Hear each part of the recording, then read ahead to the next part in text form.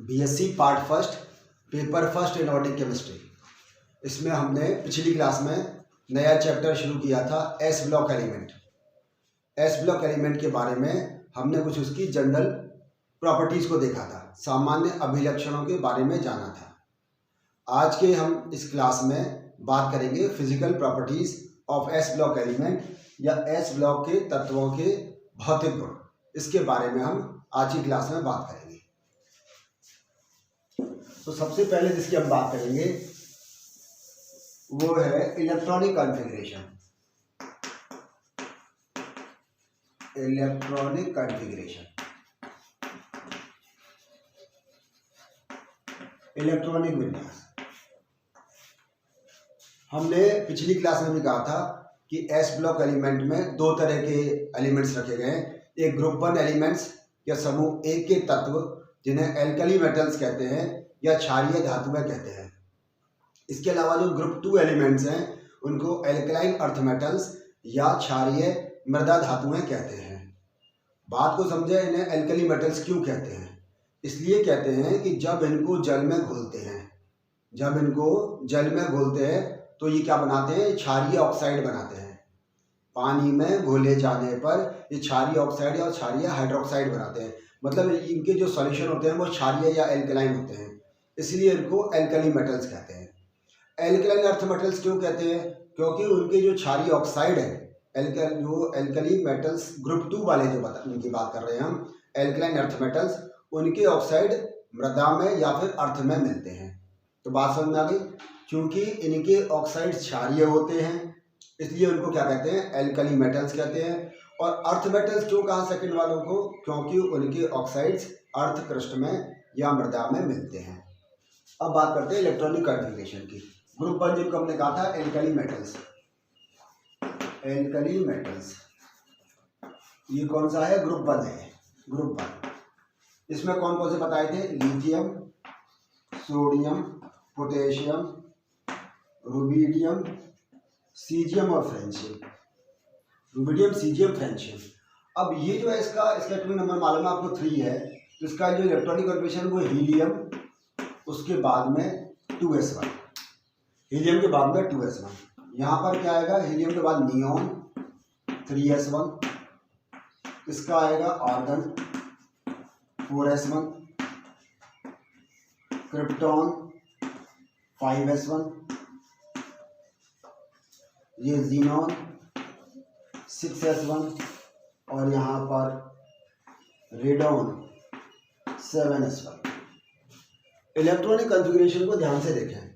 इसमें सब में एल्कली मेटल्स में आउटर मोस्ट शेल में एक इलेक्ट्रॉन है और हर बार एक नया शेल बढ़ता चला जा रहा है। ना प्रिंसिपल क्वांटम नंबर या मुख्य क्वांटम संख्या का मान 2 है या 3, 4, 5, 6 और 7, लगातार प्रिंसिपल क्वांटम नंबर का मान बढ़ता चला जाता है। इसका मतलब हर बार नया शेल आ रहा है। और ये जो लिखी है सब ये कैसी हैं?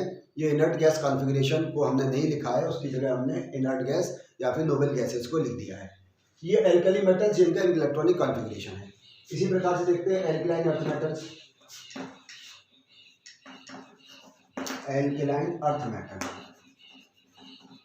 मेटल्स और इनका ग्रुप 2 है। ग्रुप 2 इसमें कौन कौन से आते हैं? Beryllium, magnesium, calcium, strontium, barium और रेडियम। ये सब इसमें आते हैं। इसमें वही करेंगे, इनर्ट गैस कॉन्फ़िगरेशन लिख दिया और उसके बाद इसमें कितना आ गया? ये 2s2। यहाँ पर ये इनर्ट गैस कॉन्फ़िगरेशन 3s2। इसी तरह से यहाँ पर ऑर्गन 4s2। यहाँ पर ऑर्गन के बाद क्रिप्टॉन 5s2, जीनॉन 6s2 और यहाँ पर आया रेडॉन और 7s2। ये एल्कलाइन अर्थ मेटल्स।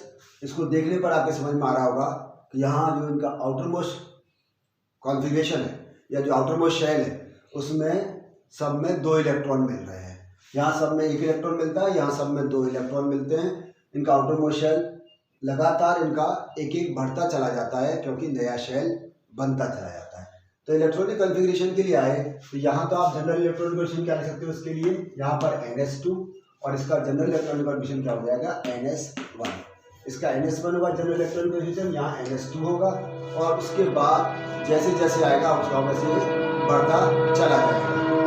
तो ये इलेक्ट्रॉनिक कॉन्फ़िगरेशन की बात रही कि इसकी इन जो एल्कली मेटल्स और एल्कलाइन अर्थ मेटल्स हैं उनके इलेक्ट्रॉनिक कॉन्फ़िगरेशन या इलेक्ट्रॉनिक विन्यास किस प्रकार होते हैं। इसके बाद हम सेकंड प्रॉपर्टी देखते हैं, एटॉमिक और ionic radius. Atomic and ionic radius.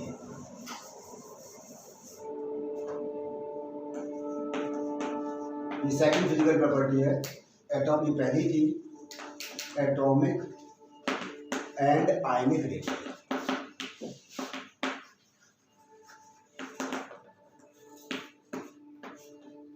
अब इसकी हम बात करते हैं। ये हम जानते हैं किसी भी शेल में या किसी भी हम पीरियड की बात करें उस आवर्त में सबसे बड़ा आकार किसका होता है, एल्कली मेटल्स का होता है। एल्कली मेटल्स का आकार सबसे बड़ा होता है। तो इसका मतलब ये हुआ कि एक हम आवर्त में अगर हम जाते हैं बाएं से दाएं तो एल्कली मेटल्स का आकार सबसे बड़ा होगा, उससे कम एल्कलाइन अर्थ मेटल्स का होगा। कारण क्या है इसका, कारण को समझने की कोशिश करें।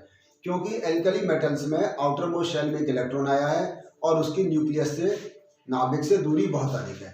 नाभिक से दूरी बहुत अधिक है, इस कारण से वो न्यूक्लियस से काफ़ी दूर होगा, अट्रैक्शन फोर्स उसका कम होगा। इस कारण से जो पहला जो एलिमेंट आता है लेफ्ट साइड में जिनको हम एल्कली मेटल्स कहते हैं उनका आकार काफ़ी बड़ा होता है। उसके बाद सेकंड नंबर पे एल्कलाइन अर्थ मेटल आ रही हैं जो उसके करस्पॉन्डिंग उसी पीरियड में है। उसमें साइज छोटा क्यों हो जाता है, दो कारण है।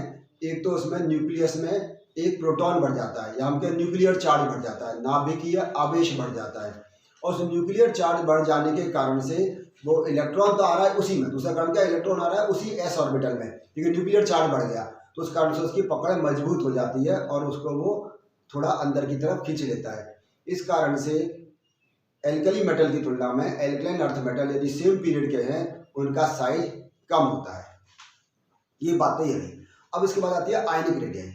जैसे ही कोई न्यूट्रल एटम आयनिक रेडियाई में कन्वर्ट हो रहा है, उसका कैटायन बन रहा है। कैटायन क्यों बन रहा है, क्योंकि इसमें एक इलेक्ट्रॉन आसानी से निकल जाएगा और एल्कलाइन अर्थ मेटल में दो इलेक्ट्रॉन आसानी से निकल जाते हैं, कम ऊर्जा देने पर ही निकल जाते हैं।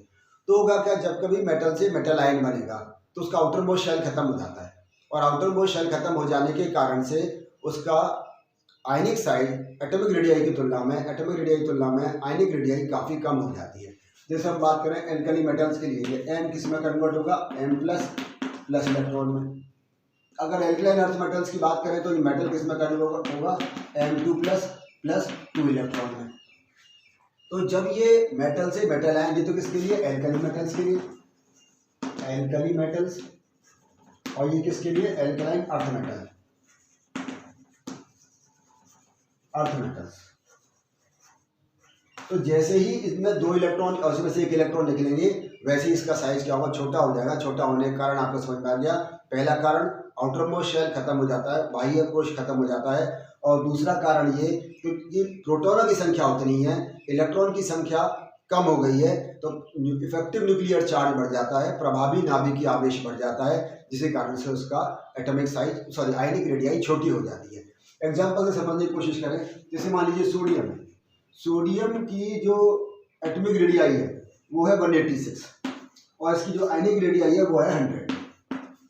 ये तो इसकी एटॉमिक रेडियाई है, ये इसकी आयनिक रेडियाई है सोडियम की। तो आप देखो एटॉमिक रेडियाई से आयनिक रेडियाई कितनी कम हो गई है। इस तरह से लिथियम की बात करें तो इसकी एटॉमिक रेडियाई 152 है पिकोमीटर, यह भी पिकोमीटर में है, और इसकी जो आयनिक रेडियाई है वो कितनी है, 76 पिकोमीटर। तो ये जो बात कर रहे थे ये तो किसकी है, एटॉमिक रेडियाई, और ये है आयनिक रेडियाई। तो एटॉमिक रेडियाई की तुलना में आयनिक रेडियाई काफ़ी कम है। इसी प्रकार से अगर एल्कलाइन अर्थ मेटल की बात करें तो जैसे मैग्नीशियम की करें तो मैग्नीशियम की एटॉमिक रेडियाई 160 है, 160 पिकोमीटर, और इसकी जो आयनिक रेडियाई है वो 72 पिकोमीटर है।